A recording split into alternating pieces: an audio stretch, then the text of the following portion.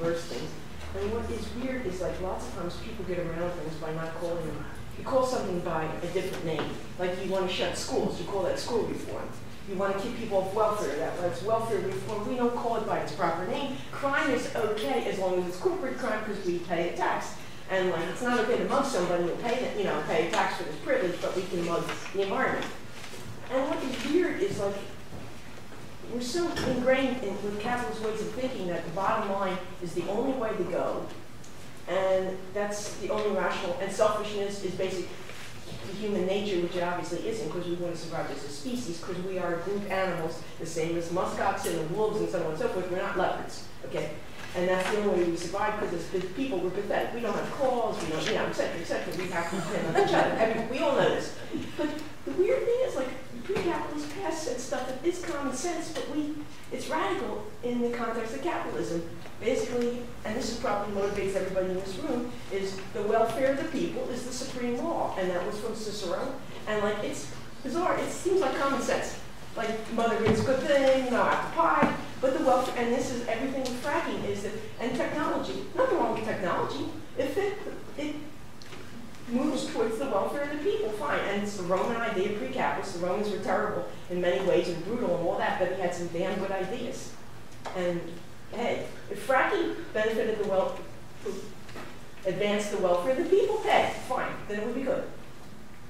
So, like, that seems to be like, if solar technology, if burning grass advances the welfare of the people, and the people, of course, being pretty inclusive now because we live in a global society. So I just thought that, this is basically calling things and using a language that if this is where we're at, and that's all.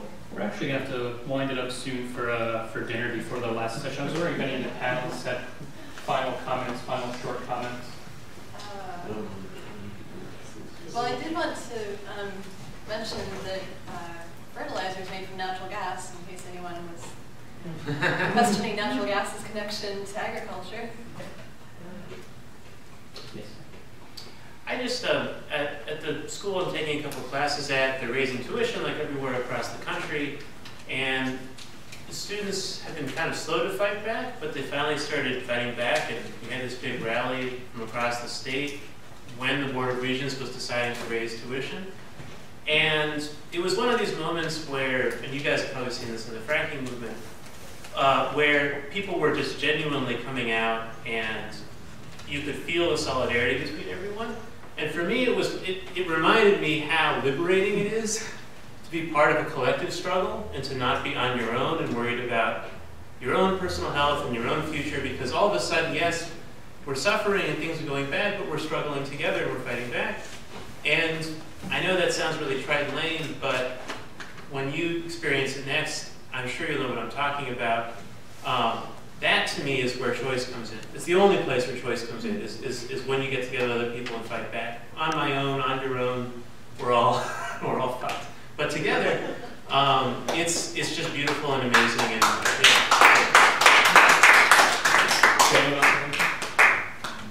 I like that. Well, I was going to say one other thing, which was whatever the number of BTUs it is that we use every year, right?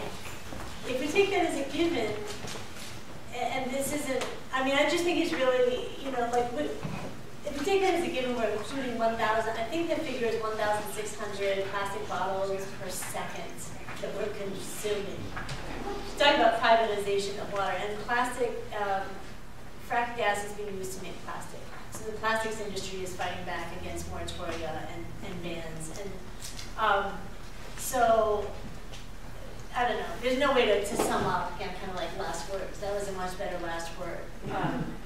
So we do need to organize. We are organizing. I guess here's my last word. I have seen connections happening in the course of this movement that I've never seen before. So you have the people of Chester fighting back against fracking waste being dumped in the river at Chester. You have people coming together across rural and urban lines that, in a way that I haven't seen before myself. And so I think that underneath, as these connections are being built, it's really about that connection as well as about the organizing, and the connection includes our connection to the earth, which in the urban context and in industrial society, it's very easy to kind of forget that and not feel it. So I want to encourage people to feel it. That's my last word. Great. Thank you very much. Great, so we'll break, and at 7 o'clock there will be another panel discussion on sort of the defending our communities of privatization of things like education and so forth. Before everyone leaves, I just wanted to ask that if you came in and did not pay the admission fee, please stop by our table there on the left and just drop $5. It's $5 per session or $15 for the entire day. You know, pay whatever you can if you don't mind. Whatever you can afford. Yeah. No Thank you very much. Pay the rent here. Yeah, pay the rent. Yep. Thanks, sir. Yeah.